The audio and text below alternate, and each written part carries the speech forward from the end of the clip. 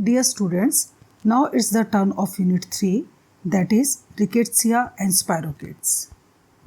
So spirochetes, they are heterogeneous group of free-living saprophytic and parasitic forms. These are bacterial organisms and they are chemoautotrophic in nature. They are elongated, slender, flexible, twisted, gram-negative and motile organism. Spirochetes have flagella called axial filaments which run lengthwise between the bacterial inner membrane and outer membrane in periplasmic space.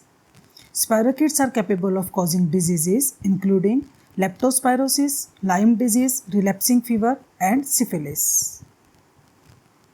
The spirochetes can be divided into three families: Brachyspiraceae, Leptospiraceae and Spirochetacea. You can see in this diagram the classification of order Spirochetes having the three families Spirochetacea, Brachyspiraceae and Leptospiraceae. In Spirochetacea, there are two organisms, Treponema and Borrelia. So first organism is Treponema pallidum. So elongated, slender, flexible, twisted, gram-negative motile organisms rotate around its axial filament. These are anaerobic and produced by transverse fission. They cannot survive outside the body and easily damaged by heating soap and water. Treponema pallidum causes the disease syphilis and other subspecies causes the disease yaws, which is tropical infection of the skin, bones and joints, then other infection Basile and Pinta. Pathogenicity, there are two kinds, acquired syphilis and congenital syphilis. In acquired syphilis, it is transmitted by sexual contact through mucous membrane, enters through the epidermis, multiplies and then enters into the lymph nodes and bloodstream. In congenital syphilis, it is transmitted from pregnant women to the newborn. So there may be primary lesions, secondary lesions and tertiary lesions and lastly latent without symptoms. So secondary lesions are very infectious. In primary syphilis, there are sores in the genitals. In secondary syphilis, there are rashes on the body, hands and feet. In latent syphilis, it is hidden without the symptoms. In tertiary syphilis, there is destruction of skeleton and nervous system and can also affect other organs such as lymph nodes, skin, liver, spleen, kidney, bones, eyes, etc. The organism can be identified in cerebrospinal fluid and causes the neurosyphilis. It can also affect the cranial nerves, cerebral or spinal blood vessels, and while late forms also affect the brain or spinal cord parenchyma.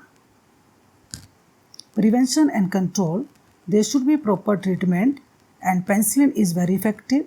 Source of infection should be traced. There should be proper hygienic conditions and prophylaxis should be adopted. So next microorganism is Borrelia. So it's also a species of bacteria, spirochetes, causes a vector-borne disease, relapsing fever.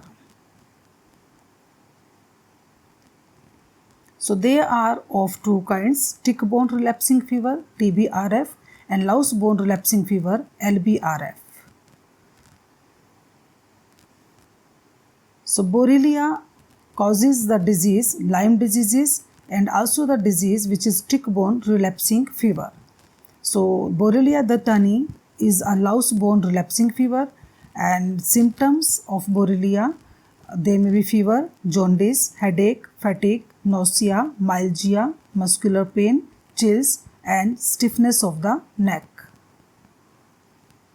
Transmission, primary transmission and secondary transmission. Primary transmission includes the vectors such as human body louse is the main cause of transmission in relapsing fever.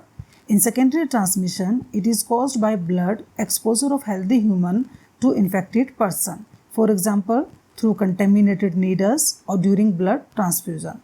So it's a zoonosis which is tick-borne or louse-borne. In pathogenicity, there may be high fever, rigors, headache, myalgia, pain in muscles, vomiting, intestinal pain, nausea, photophobia, cough, skin rash and the central nervous system will also be affected.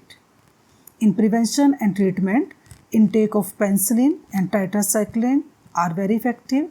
Personal hygiene, delousing, and screening of blood before transfusion, and avoid the exposure with infected persons.